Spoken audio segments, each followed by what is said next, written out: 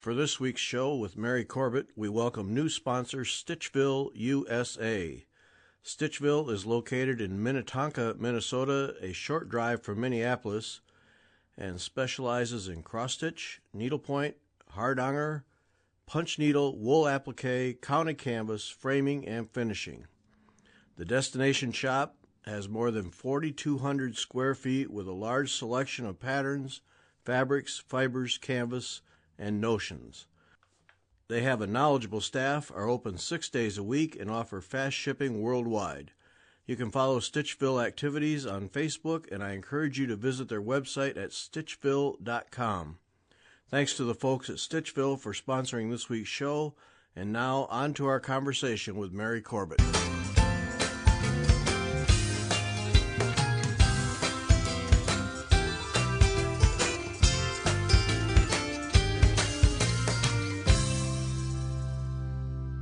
Welcome back. I'm Gary Parr, and you are listening to Fiber Talk, the twice-weekly podcast for needlework artists. Our artist this week, Mary Corbett. Mary, welcome. Hi, Gary. Thank you. It's good to be back. Whoa. Been a while. Oh, yeah. My word. I looked that up. This is the 7th show.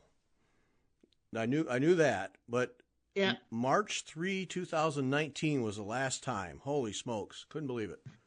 Yeah, the whole world has changed since then. No kidding. Yeah. So, no kidding. Yeah. Wow. Yeah, I couldn't believe that because we took a couple stabs at it, and your schedule and my schedule didn't match up, and then yep. I had other people lined up, and blah, blah, blah. So, Yeah. you know how that goes. Yep. So 7 times. Fantastic. I think that's the most by far. It's a good number. Yep, it is. Yep. So speaking of the pandemic, and which something we talk about all the time, been really good for needlework as a general statement. I assume busy and good for you? Yes. I mean, this year has been a lot busier. Last year I had some things that kind of held me up, but now that I'm kind of in the swing of everything again, it has been a very busy year. But I think that it's been very good, I think, for business, for needlework businesses, the industry, crafts in general, that type of thing. But I think that now I'm starting to feel or notice more kind of the pinch of the supply lines and things like that. So yeah, we'll see how that goes. Yeah, that won't go away anytime soon, I don't think. Yeah, probably not. Probably not. Are you experiencing more younger people?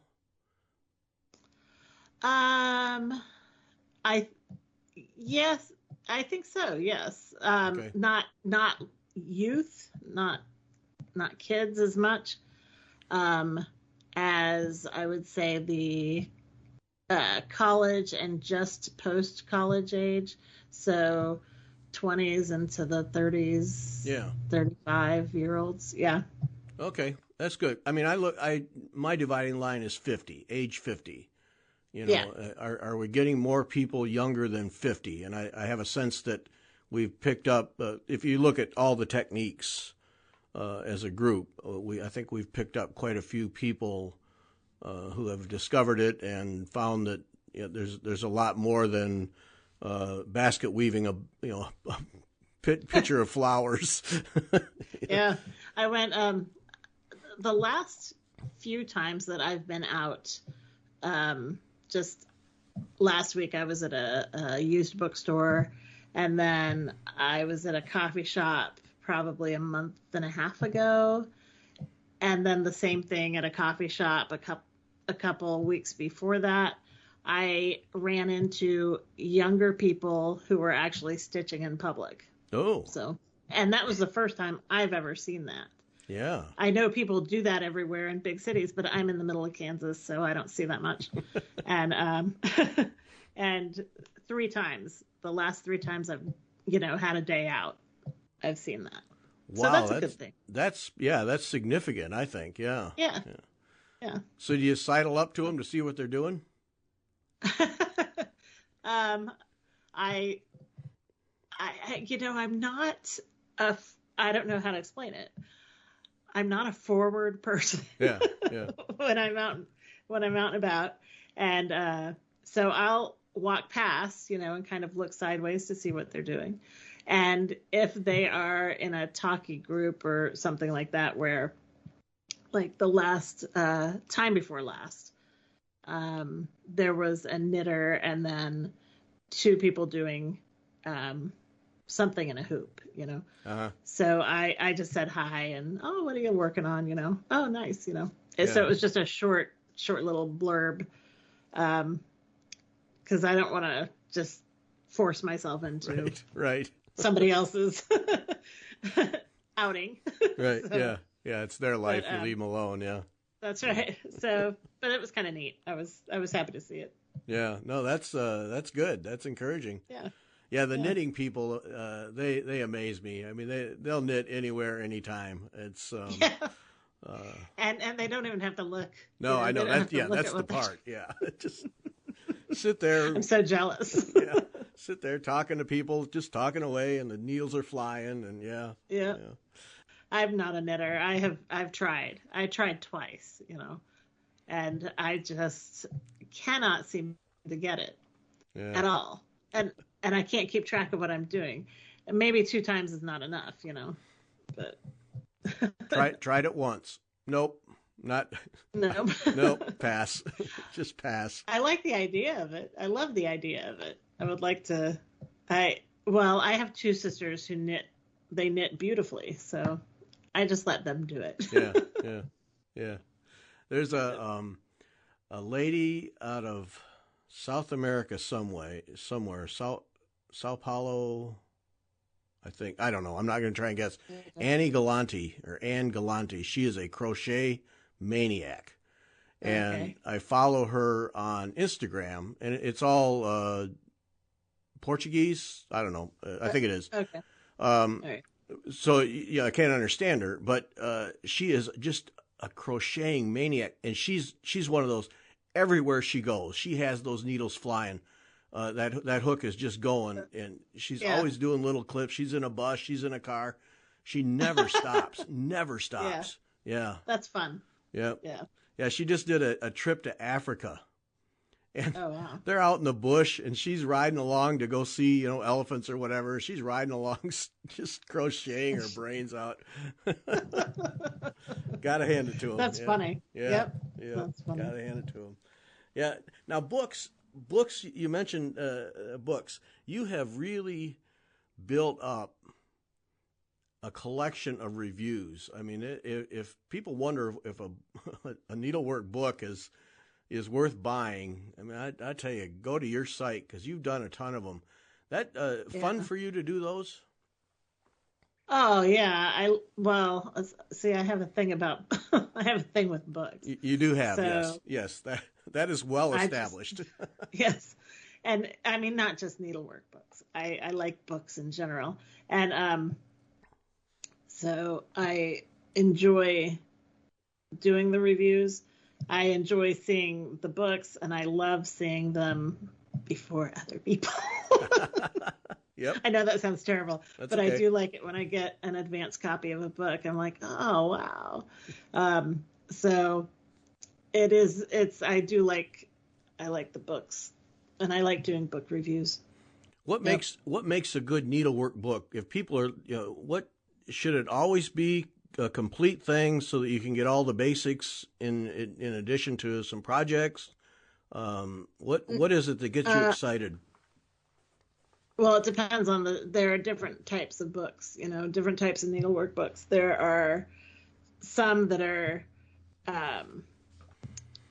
more advanced where the author couldn't cover all the basics in order to cover what he or she wants to cover in the book. So I would say like Jane Nicholas's books. Yeah. She could never cover all the basics and then cover the projects that she covers in the detail that she gives. Yeah. So it's kind of an understood thing that when you get one of her project books, you're not going to learn basic embroidery in order to be able to do her projects. You already have to have some knowledge, Mm-hmm. And then there are other books that are instructional in that particular technique from the basics into projects, like Yvette Stanton's books. So when she does, these regional specific techniques, she's going to take you from the beginning of that technique. And then she has, all the instruction that you're going to need.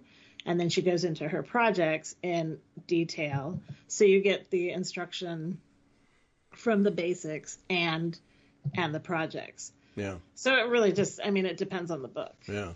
Yeah. She and Trish Burr, I think, are probably the two best at guiding you through all the beginning and really holding your hand through the whole thing.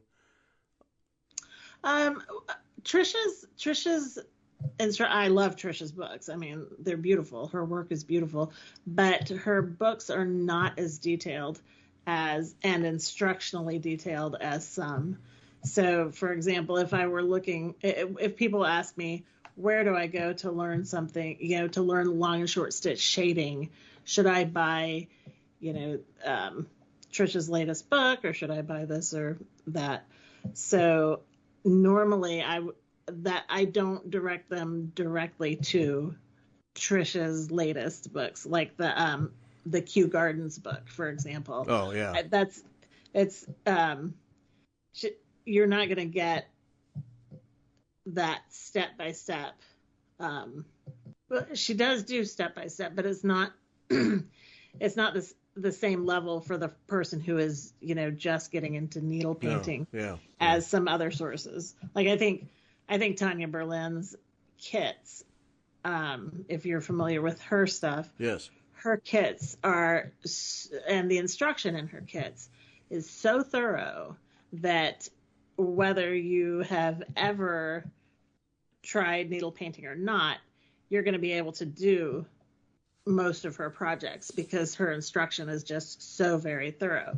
But you can't get that level of instruction that Tanya has in a specific kit. You can't get that level of instruction in a book that covers, more projects in a more general way, because, who has right. You're going to end up buying a book that's 6 inches thick. Exactly. Yeah. And weighs 42 pounds. So, Yep. Yeah. Yep. So it just depends on what you're looking for. Yeah. And that Kew Gardens book, Trish Burr's, that's a beautiful book. That's she does beautiful work. Can't imagine that is for sure. Can't imagine being able to go and actually do that, study the pieces and do the work. What a treat. What a treat. Yeah, her needle painting is exquisite. I love looking at it. Yeah, every one of them. Yep, every one of them. It was so wild here just 3 weeks ago when Victoria Matthewson's book, Needle Painted Plant and Pollinators. Oh man, is that the best? Isn't it? I love it. Yeah. Isn't it? I find that book so it's not just needlework. It's not just the needlework part that draws me. It's the fact that she takes her, her artistic background and nature study and everything, and she rolls that into that needlework book. And I find the book extremely charming. It's interesting. The embroidery is beautiful, but the book just, for some reason, I find it charming. And I think it's because it is the nature study, nature journal type of book. Yeah. And then it culminates in the fact that it's needlework, It's just, I love that book. I think it's great. Yeah, it's really well done. And my degree is biology, so I glommed right onto that thing. It's yeah. Show me those. Show me those bug bodies. That's right. Yeah. Yeah. Well, and just the experience of walking out in a nature preserve and observing insects and photographing them and saying, "Hey, I can stitch that." Yeah. Well, it's quite a talent. Yeah, it really is. Yeah. It was so wild when your review showed up because I had just scheduled with her to do the interview. And it was like, oh, Mary, perfect timing. Yeah. because Yep. yeah, we were just getting ready to do it. Yeah, didn't know. Yeah. But yeah, that's a good book there. Yep, it really Yeah, is. that was on my one of my, at the top of my excited that it's coming out books for this year. And then the other one is there's another book coming out that's going to be really good. I don't know if I should mention it yet because I haven't reviewed it. I haven't reviewed it yet. But the review is coming up, I think. Let me see. Next, yeah, I've got it scheduled a little bit later in November because it releases in December. Okay. And it's on. There's some needle painting involved. Well, I'll just say it's goldwork and silk shading, and it's by Hazel Everett, who has sadly passed away. So it's posthumously published. But her goldwork book is one of my favorite goldwork books. And so I was really excited that they were going with the silk shading and goldwork book. And it's really beautiful. So that's going to be fun. I'll have a review up on that and show you the insides of it. Oh, that'll be great. Yeah. Yeah. It's kind of cool in this day and age of electronic everything that high caliber books like these are still being published and are selling. People want them, people buy them. I just think it's really neat that these days where everything's a video, that people still want a paper book that's got quality photos in it and good instruction and all those things. Yeah. Yep. Yeah. And well, for me, I don't know. It depends. So I do have a sister who, we have kind of a book club among my siblings, and I want to be at the Thanksgiving dinner for your family. That's got to be the most interesting day ever. No, you probably don't. Oh. But it's kind of crazy. Actually, we don't all get together anymore because we're all over the country. But I do have one of my sisters is like, oh, as long as I can get it on a Kindle, I'm in. Oh. I'm like, ew, yuck. Because when I read a book, I like to, have the book. I'm a tangible book person. Yeah. I like to turn the pages. Yeah. So, yeah, they take up a lot of room. Yes, they do. But if it's instruction, if I'm just after instruction on something, I don't mind if it's downloadable because then I can just print what I want or whatever. But if I'm reading a book or I'm enjoying a book for the beauty of it, like Victoria's book or any of Trisha's books or anything like that, I want the book because I like to turn the pages and see the things in it, Yeah, for beautiful needlework, I don't think anything will ever beat printed paper, quality printed publication. Just, Inspirations magazine alone. Of all the magazines, although that thing's a treasure. Although you have to admit that when you're looking at something like Inspirations, and you're looking at their digital version of the magazine, or even Juliana Rakama or something like that, and you're looking at the digital versions, and you can zoom in on those things. Yeah. There is something pretty nice about being able to really zoom in on a picture and see even the texture of the thread, or just to get I see the stitch direction, or I can see how they layered that because I can zoom in on it. And that is actually a pretty nice thing to be able to do. Yeah. No, I agree with you. I started out getting the Inspirations digital version, and then I switched to the print, but I kept the digital going, and I was gonna quit it, and then it lapsed. It just renewed, and I thought, no, I'm gonna keep that because I enjoy having it on my iPad or on my machine, because sometimes, especially when I'm traveling and I have that with me, I can pick that out and exactly. Yeah, yep. There's some pluses to it.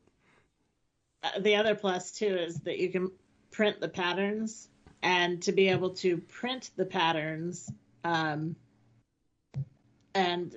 I don't know. I don't like to use the pattern fold out in the back of the book or in the back of the magazine, because once I cut out what I'm going to use, then I have that loose cut out piece that I have to take care of.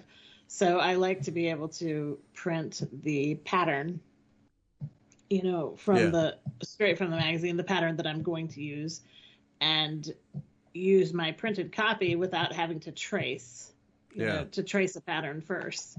So I do like that.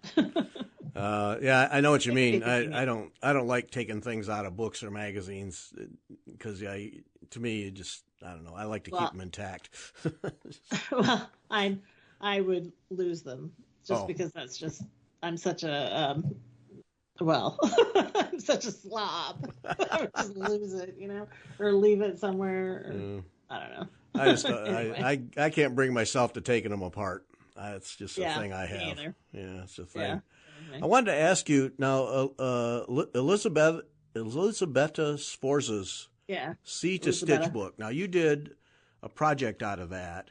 I bought that. I bought that book, and mainly because all the colors just appealed to me. Oh man! And isn't it just the best? And I love anything that is oceanic. Anyway, So and then Elisabetta, her ability to take initials, your classical, typical monograms, initials, decorative letters, and then to impose a decoration onto them in a way that is appealing. She is just great at that. And when I saw that alphabet, coming together on her website and, social media, I was just like, oh man, I cannot wait to see what she does with that. And so I jumped on that book because I think it's just stunning. Yeah. I love it. So yeah, I did the M in that, but I used, I figured if I was gonna put all the time and everything into it, I thought, well, you know what? I think I'm going to use silk. So I did, and I picked through just using Auvert Soie d'Alger, and I just loved the way it turned out. It was pretty. The colors are great. Yeah, just some beautiful designs. I started to dabble with one of them, and then I got onto other things, and I really need to go back to it because just the colors. The colors are just gorgeous to me. Yeah, and she does Palestrina stitch like nobody. I mean, her Palestrina stitch on her lettering and her decorative work is just so beautiful. She can get these curves that are just exquisitely perfect and graceful. And I'm always jealous of that. I'm like, oh man, she does beautiful work. Yeah. Yep. Yeah. Now, has she done many books? I mean, I just found that one because of you. I mean, it's your fault, but has she done others? Yeah, she's got 3. Okay. She's got 3 books. I think she's working on the 4th right now. So that'll be, I think she's got something coming out next year.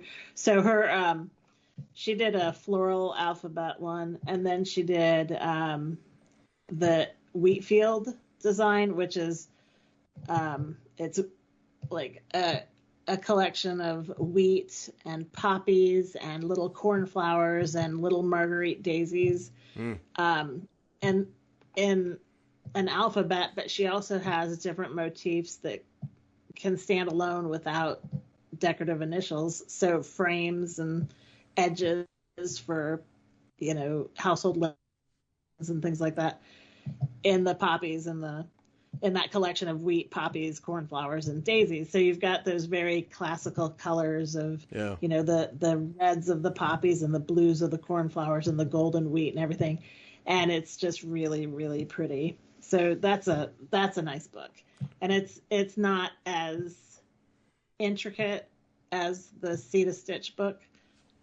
It's a much simpler approach, and the motifs are small and very delicate. So, I mean, even a beginner can do them. They're not, I would not say it's advanced, for advanced embroiderers. It's definitely accessible to beginners. Yeah. And the designs are really beautiful. So, Well, yeah. I may just have to be a collector and get the other two then. Yeah. Just Well, to have them. The Wheatfield book is a lot less expensive compared to the Sea to Stitch because it's not as it almost falls into the realm of a magazine, if you want to say like magazine size, or um, more like a pamphlet type Oh, okay. thing. Uh-huh. Not really. I mean, it's the size of her books, but it's not thick. Like Oh. it's not as thick as a Sea to Stitch. It's not as hefty. Oh, Yeah. so lighter weight paper then probably. Yeah. No, No? no. It's actually much fewer pages. I think it's Oh, only okay. about 30. Okay. There might be 30 pages in it. There might be only 28, something like that. Oh, okay. Uh, All right. yeah. Well, I think I'll need to collect them because that Sea to Stitch I really like. I really do. Yeah. Yeah. Beautiful. Yeah. Now the inspirations people, I'll tell you, you could spend a fortune keeping up with the stuff they publish, but um, uh, well, And that's a trick. and it, and the thing is, I've yet to be disappointed. I mean, just some of those Right. books, I just buy them just because they're so beautiful. You just buy them, and Yeah, and that's the thing. I mean, their books are beautiful. I don't think anybody could deny that. The photography is stunning. yeah. You know. Oh yeah, I mean that's as a magazine publisher, I know what it costs to do magazines and books at that level, and Yeah. it is not cheap on any front. And Yeah. you look at the price of them and you flinch, but oh, what goes into those things just to get the photography alone is very expensive to do. So Yeah. they're worth it. Yeah. Well, this design collective series now that they're starting, you're going to carry the first one, right? That's coming to you. Yes, it's sitting on the wharf in Los Angeles. along with Waiting the for rest, it. along with the rest of the retail world. Yeah. So at least that ship has docked. So that's good news. But yeah, so just waiting for it. Um it'll be I'm excited about that series because I always think that if a publisher is doing a series, it's a good sign. Yeah. It's a good sign that they have the force, they foresee the strength of the industry in order to continue the series. Right. So when book one of anything comes out, I'm usually pretty excited about that. Yeah. Well, you So, usually, as a publisher, don't do a series unless you know that you have the first two or three of series pretty much in hand. that's right. Because there's nothing worse than starting a series and having it be a series of one. That doesn't That's work. right. Oh, trust me, I know. That does not work. No. No. So that book that's pretty exciting, and I think that starting out with pincushions was a great idea because they're small, accessible, finishable things, Yeah. So yeah, I'm looking forward to that. Yeah. They'll be in any time. She said In the next year. optimistically. That's right. Now you're Oh, you're quickly boy. getting to a point with your business where you're becoming a good source for books through are you selling directly or through your So the affiliate only thing? books, How are you handling that? no, the only books that I bring in that I'll sell directly to the public is they have to be so like with Elisabetta's books, she self-publishes in Italy, and so they're not readily available in the U.S. Mm-hmm. So that's why I bring her books in.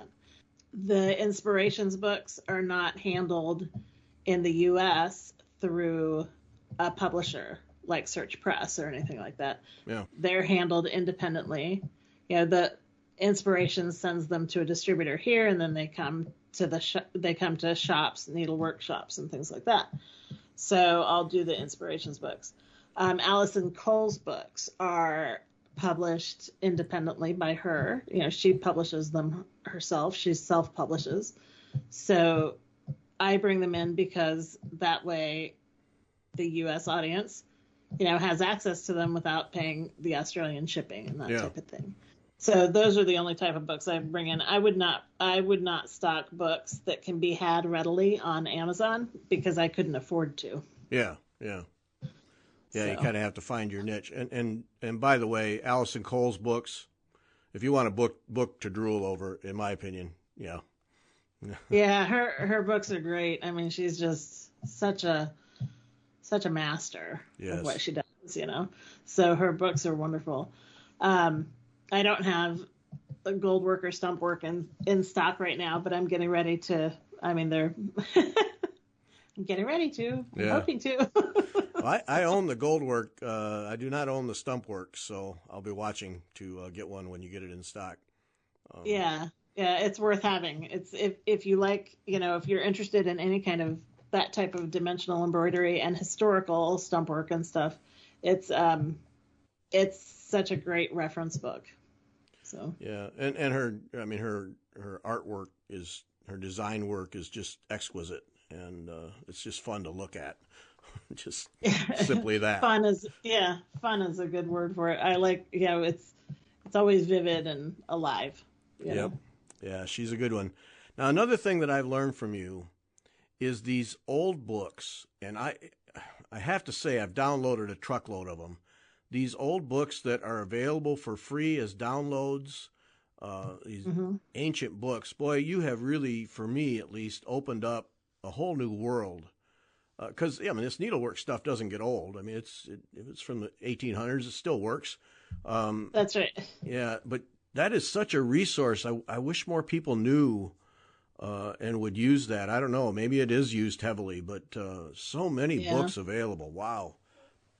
Well, so the two, for me that I've found, the two best sources are Antique Pattern Library and Internet Archive. So both of those are great online sources for public domain needlework books, that were published, pre 1920s and stuff. And there are a gazillion of them because a lot of them they're not just books. Sometimes they'll convert the pamphlets or the periodicals and stuff like that to PDF and upload them. The periodicals and that type, you'll find more of those on Antique Pattern Library. And then on Internet Archive, you'll find mostly books. So full books, Yeah. So both of those are really good sources for that kind of thing. The funny thing, well, it's not funny, but it's obviously the development of publishing is just the difference between the old books and the books we get today. The old books are very text heavy. Yes. And you do have to read them if you want to learn something from them. Whereas books today are image heavy, and you can almost learn without ever having to read a word in the book. You just have to look at the pictures. Right. Not all the time, but yeah, that's just the difference in publishing errors. No, I had not too long ago. I was running out of storage space on my iPad, and I don't have that much stuff in here. What is going on? Yeah, right. And then I went to Goodreader, and all those books I downloaded are all sitting there laughing at me. It's like, okay, you're out. You're going to a backup drive. Yeah. Yeah, or the cloud or whatever. But right. the 1 terabyte external hard drive. Yep. Is a handy thing to have. It sure is. Yeah, no, I bought a 5 terabyte for $110 the other day. Yep. Yeah. Yeah. You should be fine for at least another year. I think so. I think I'll make it a year. Yeah. But it was one of those. What is taking up so much? Oh, it's all these books Mary talked me into downloading, and fair warning to me, going to those sites is like going to the dictionary and looking up a word. A half hour later, after you've read all the words around it,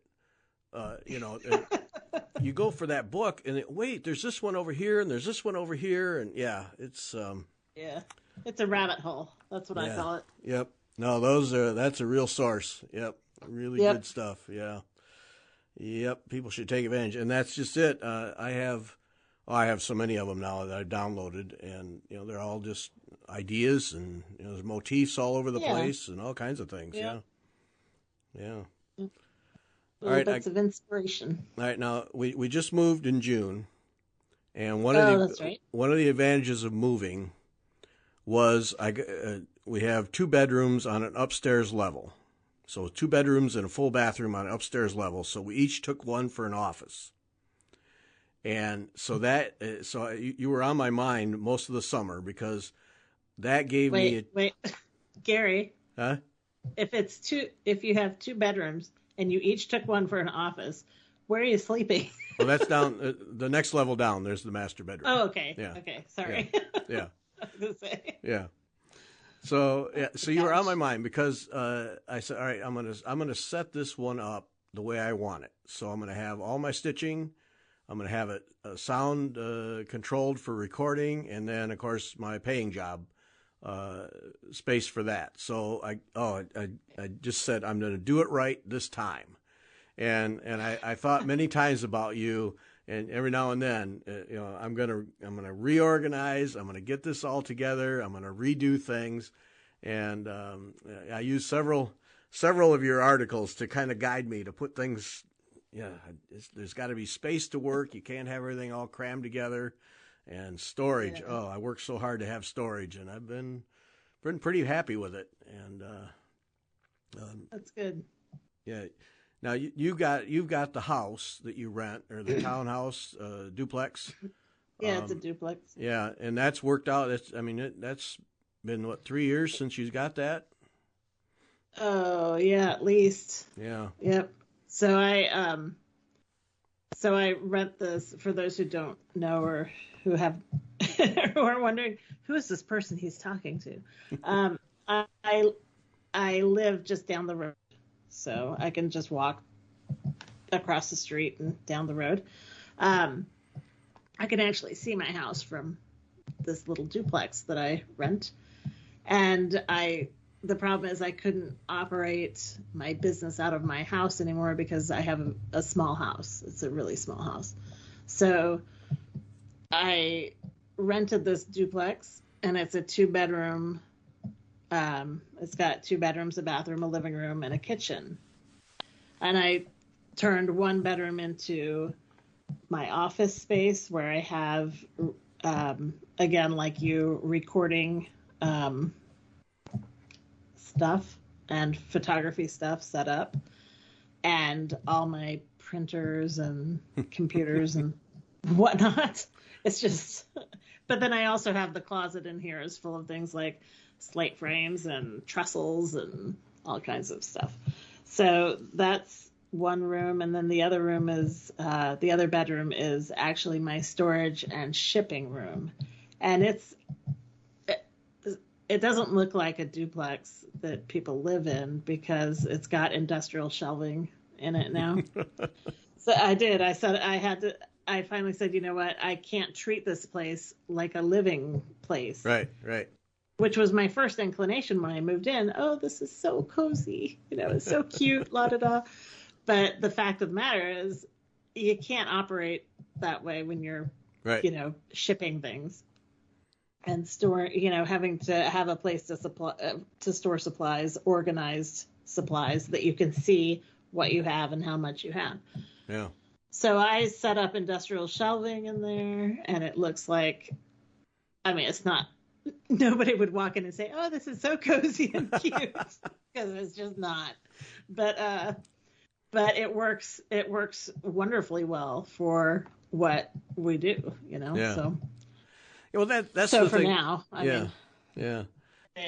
It's a duplex, and it works. I'd rather have a full-fledged business space, but there just isn't anything available like that in the town that I live in right now. Well, see, I wondered how that had evolved, because whenever you have a space, and that's something that I'm keeping an eye on in my space, is it's so easy to let the stuff fill the space. And pretty soon you feel like you need a bigger space when you really just need to shed some stuff. Oh, that's what I was going to say. Cull out your stuff. Yeah. Yeah. So I just wonder, because, and I can imagine that mental process. You're moving into a home that someone would normally live in, and you have to switch that off in your head and make it a workspace. Yeah, that takes some doing there. Well, even the kitchen here is, it's more industrial than a kitchen. I mean, it's not set up as a kitchen. Yes, it has a stove in it and a countertop and a sink, but it also has utility tables set up, and that's where I do design transfer, and it's got a light table and all that in there. So it doesn't look like a kitchen that you'd go in and sit down and have a cup of coffee. So you got to do what you got to do. Yeah, well, that's just it. But it's just interesting when you have a space to be able to make it work for what you need, and clearly you've taken each room and made it into, all right, this function stays in here, like camera and recording stuff. I mean, that's something I really wanted badly, was to be able to leave it set up. The setup and tear down just got so old all the time, and this stuff just stays set up. I've got lights for videos hanging from the ceiling. They stay there. I don't have to set up the stands and tear them down every time. And it makes such a difference, because you can just walk in and go to work and not have to be a gaffer or a stagehand to get things ready. Exactly. And in fact, I have to keep a list of the process for setting up my camera again, or taking it down, setting it back up, because it's so long between times that I have to do that that I can never remember. So I finally said, I got to write this down, because if I have to take this down again, I am not going to remember how to put it back up. So yep. So anyway. as this has evolved, have you still retained adequate space to just sit and stitch, or are you constantly fighting to keep enough space for that? So the front room of my studio, is what I call it, is divided. It's not physically divided, but I have two chairs by the window that I can sit in to stitch, and that's fine. And there's space for that.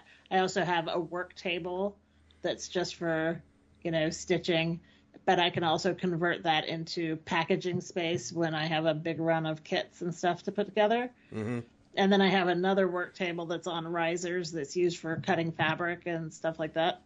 So those are always set up. But if they're not being used for cutting fabric or kitting, then I can use them as workspace. Yeah. And I do have space to set up a set of trussles to sit at. So. And that takes a little space. Yeah, there's room. Yeah. Okay. Yeah, it does. Yeah. Those don't fit in a closet. Yeah. Mm-hmm. Right. Now, at one time, you had some summer classes with students. Are you hoping to get back to that, or is that something that was a nice thing to try? And well, that's how I started. Right. I mean, so I've had that pretty much all along until last year. Oh, okay. So you've kept that up. Yeah. So that was mostly kids, teaching kids. That's how I started. And then last year I didn't teach any kids, but I did actually teach adults, just locally. And I had a class of 4 people that 4 or 5 ladies that came for about a 6-week. Actually, it ended up being more like 8 weeks, kind of a workshop type thing where we got together. Was it twice a week? I think we were doing it twice a week. And so I did do that last year. I did not do any classes at all for kids or adults this year. Yeah. So Yeah. just because I had too many other things that were going on in the last half of the summer and coming into winter here, I didn't have the opportunity, or the time. Yeah. But well, and in a small town like where you live, that's great that you're able to expose people to needlework and be a source of something completely different in the middle of Kansas. Yeah. Well, it's not. I mean, you'd be surprised. I mean, I'm always surprised at how people find there's so much creativity going on right now everywhere. And even out here, everywhere I turn around, I'm running into artists who literally are artists sitting outside painting, Oh. stuff like that. Photographers, lots of creativity going on right now, which is a great thing. Oh, yeah. And quilting is big out here, so there are a lot of quilters and sewers and the like, which I admire because I'm absolutely a moron when it comes to running a machine. I'm so bad at it. And that's a whole nother story. I've been trying to learn, and what a disaster.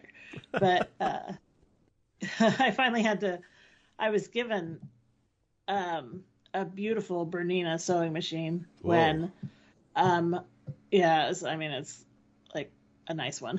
When a friend of mine passed away, her daughter gave me her sewing machine and everything that went along with it. And I was extremely grateful for that, but I really didn't know how to use a sewing machine. Mm-hmm. And I was like, oh, no, I got to learn how to use this thing. And there's so many, first of all, there's a screen on it. So it wasn't just a matter of a button and a knob, And I'm okay with computers and techie stuff, but wow, that sewing machine and anyway, so I had the occasion to have to use a sewing machine on a project that I wanted to do recently.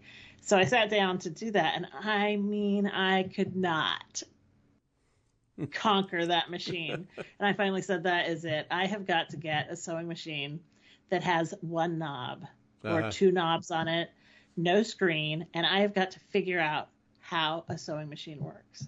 So I did. And that's what I've been doing that as kind of just a little side thing. And in the evenings and stuff, working on a couple of projects to really learn how to use a sewing machine. I've used it obviously to make totes and to finish some needlework. Yeah. But I always use it with such hesitation, and it takes me forever to finish anything. The device that's supposed to speed things up takes forever. Yes. Yeah. Well, I'm just not. I think it's just a matter of personality, and I'm not mechanically inclined, I don't think. So, but I am getting there. I figured out a sewing machine finally. And so that's another thing. I run into people all the time who sew. Mm-hmm. And, they make beautiful quilts and clothes. Oh, man, there are a lot of people out here who sew their own clothes. Oh. And I look at them and I'm like, wow, that's doesn't look like it's homemade, just beautifully made clothes. The seams are straight and everything, exciting. Huh? Yeah, really. How did you do that? Wow, you can sew in a straight line. Yeah, I think that's major hurdle number one with sewing machines, sewing in a straight line. I can't do it. That's right. Yeah. I can edge a piece of linen. That's about all I can do. Yeah. And that's probably the most common use I ever have made of a sewing machine is to just neaten the edges on the linen, Yeah. So, but yeah, so around here, there are a lot of, even though it's the middle of Kansas, I'm always running into people who do creative things. So that's great. So the classes, I wasn't surprised. I'm never surprised that they fill up because people are always looking, and that's nice. That's great that you're in that kind of community where it's art oriented and you can draw off, because I mean, there's inspiration comes out of that whenever artists of any kind get together. Yeah, that's right. Yep. Yeah. So it's good. That's great. I'm not complaining. No. That's fantastic. Well, that's good to know that the place is still working out, because I wondered if you would by now if you were feeling cramped, or if you wish you'd had a completely different place, or. I don't feel cramped. I would like a different space, because I would actually like to have something that could be opened up for public access. Oh, okay. That people could come into, not a retail shop. I don't want to get into, stocking retail needlework supplies. Right. Because every person that I know who has done that, they end up never having time to do any needlework. Right. Right. So that's not really, that wouldn't be my thing necessarily, but to have a space that has, that people can come to either for classes or to buy certain specialty goods, or, that type of thing, but not, I never foresee, or at least, you can never say never, but I don't foresee a needlework shop, but a retail front and a business back. So that type of open space I would like, but it's not feasible right now where I live. So yeah, you can see a situation where a business like yours, if you had an open space in the front, that you could have people come in, or have certain hours of the week where people can just come and stitch and visit, exactly. And you could see. I would love that. Yeah. And for So, you, a break in the week where, all right, this afternoon people are going to come in. We're just going to sit around and stitch, and everything else gets shoved aside till tomorrow. Yeah. Yeah, and also people can, they come in to learn, they bounce ideas off each other, they, get started on new projects. Yeah, just kind of a community type situation. That would be nice. But again, it's not happening just yet. Just yet. That learning thing, I mean, you are, in the needlework world, obviously known as probably the top educator of people for all kinds of techniques. But it's always been my impression that on the other side of that, you are constantly learning. You literally love to learn, are always seeking out things. I think that's probably anybody who's in any kind of creative pursuit. They're always, does anybody ever get to the top of their game? I don't think so. You always have to be learning. Yeah. Because that's just or you either always have to be learning, or you have to arrive at a point where you say, I don't care anymore. Or I don't like it, so I'm not interested. So something you seek out, or do you just let it happen to you, and when something comes along that has a spark, you jump on it? And... I have that sort of sanguine temperament where I like to try new things, and so it's very easy for something to catch my attention. Kind of like the squirrel and the dog. You know? Shiny object problem. Shiny object, the crow syndrome. But so I tend to do that, but I have to refrain from doing that. I have to hold myself back, because I can't do everything. I can't do what I need to do well if I'm constantly running after the next thing that interests me. Mm-hmm. That's not to say that I don't do that sometimes, because I certainly do. It's almost a joke in my family. Everybody in my family kind of does it. So we call it our little manias. We get on this little kick of things that we're interested in. So like right now for me, it's trying to figure out how to use a sewing machine, and I'm making a rug out of on my sewing machine. So I'm on this rug kick right now. So I usually will I'll make a concerted effort to learn something that I know will be helpful to my readers, or that I know it has to be something that I like, though. I'm not going to say, oh, wow, I really hate macrame, but I'm going to learn how to do macrame well so that I can, say I know how to do it and show other people do it.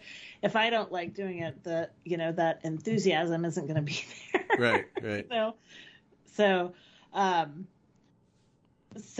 But I look for opportunities to learn new things, or to improve my own skills, but also to keep the flame alive. I think that's just part of the creative process for anybody who is creative. You don't, and I'm not claiming that I am creative. I'm just saying that, that is just something that people who like to do things or or have hobbies, they tend to look for the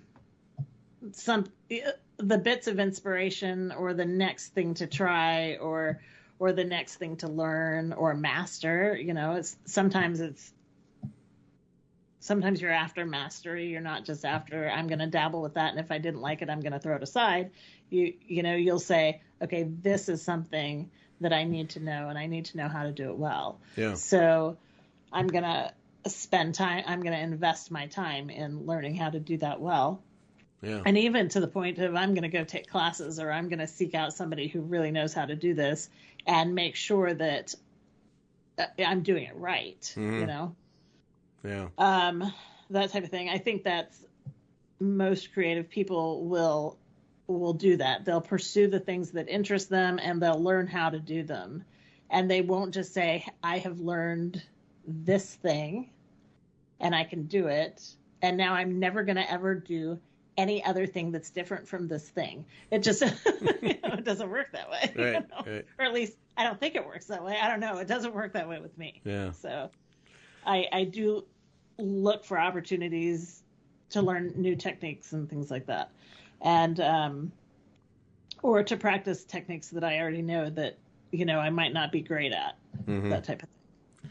And there are plenty of them. Yeah, and that's the beauty of the needle and thread world, is there's always something. Yeah. I mean, it's pretty hard to have done everything. Yeah, no, but the thing about it is you can't underestimate the basics either, because embroidery, even at the basic level, is almost inexhaustible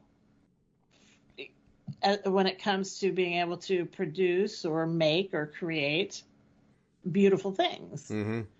You don't have to be at the pinnacle of achievement and mastery of every type of technique to get pleasure out of simple needlework, you mm-hmm. know?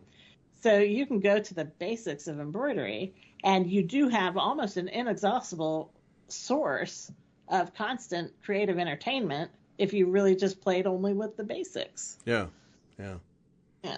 So that's kind of nice, actually. Right.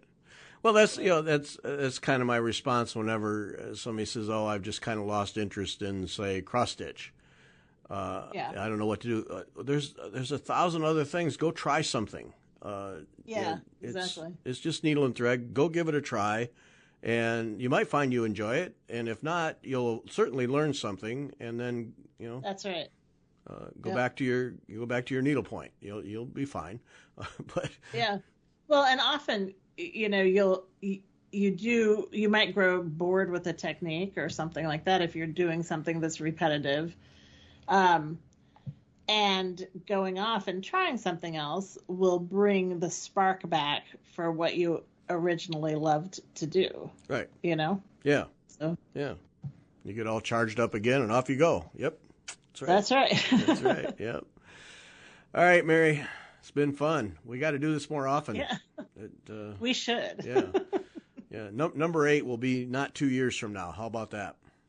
That's a good idea. Yeah. Yeah. All just hit me up whenever you're in town. We'll do that. All right. Always a treat, Mary. Thanks for making the time. Okay. I'll talk to you later. Thanks for everybody for listening.